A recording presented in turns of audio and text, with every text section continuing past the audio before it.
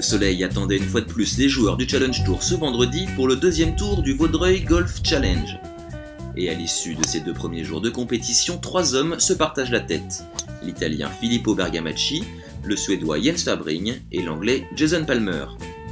Premier français au classement, Michael Lorenzo Vera occupe la 7ème place à 3 coups des leaders. Auteur d'un superbe 66, marqué notamment par 8 birdies, le Basque devance de 2 coups Édouard Espana et Lionel Weber 13e. Il n'y aura en revanche pas de week-end normand pour Jean-François Luquin.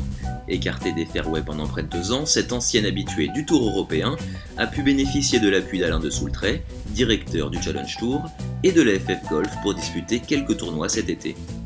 6 ans après sa victoire à l'European Masters face à Rory McIlroy, ce retour sur la 2e division européenne est pourtant loin de le décevoir. Non, pour moi c'est pas trop un bas d'être là, je suis déjà très content de rejouer. Parce que, bon, après une opération assez délicate au poignet, de pouvoir rejouer des tournois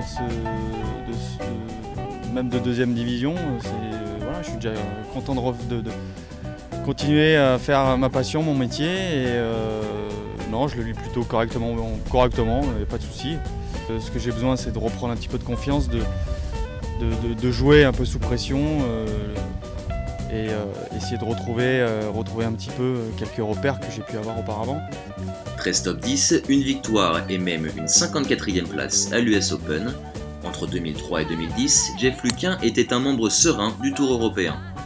Blessé au poignet, le Français a par la suite perdu près de 3 ans entre erreurs de diagnostic, opération et reprise de l'entraînement. Des coups durs qu'il a digérés. C'est comme ça. Malheureusement c'est comme ça, ouais. Je jouais à l'US Open, voilà, j'étais bien meilleur qu'au jour d'aujourd'hui. Après j'ai quelques petites circonstances atténuantes, une blessure, voilà, pas mal de problèmes personnels dont je ne vais pas épiloguer là-dessus.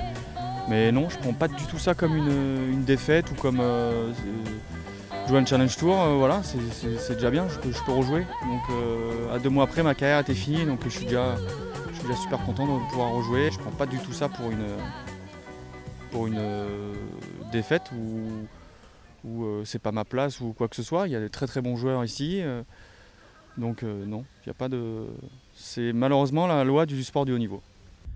Hormis la perte des droits de jeu, une autre ombre vient obscurcir le tableau, le retrait d'une bonne partie des soutiens financiers indispensables à ce niveau. Une situation qui s'est depuis largement arrangée. La roue a un peu tourné, il y a des gens qui espèrent en tout cas, ou en tout cas qui croient encore en moi. Et grâce à eux, je peux rejouer plus sereinement. Je les remercie, mais du fond du cœur. Donc non, financièrement parlant, ça a été très dur. Mais par évidemment la perte de la carte européenne, par après les problèmes personnels que j'ai pu avoir. Mais là, ça va mieux, tant mieux.